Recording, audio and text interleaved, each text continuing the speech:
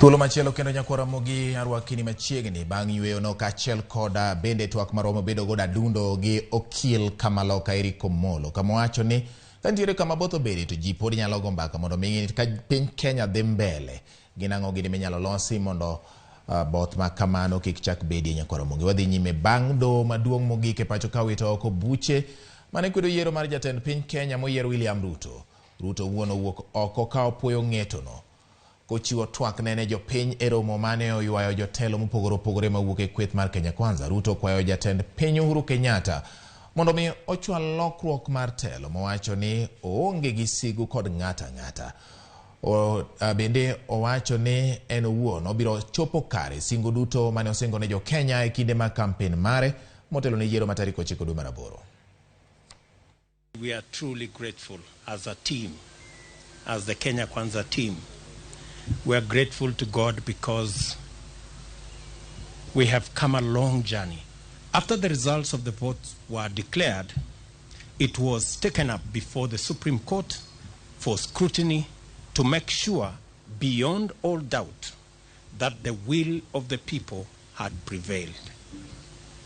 The court returned its verdict, and I welcome it with tremendous humility.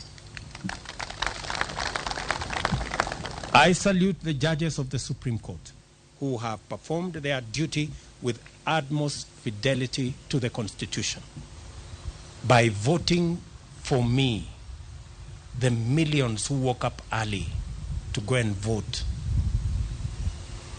they have not only voted for me, but they have opened doors and gates for their own children in every village, in every neighborhood, knowing very well that their children as well can become leaders, and every child is free to dream.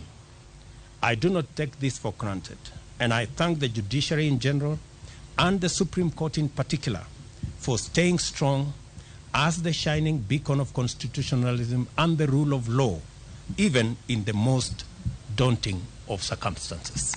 The return of a unanimous decision on all the 9 issues confirms the fidelity of the IEBC to both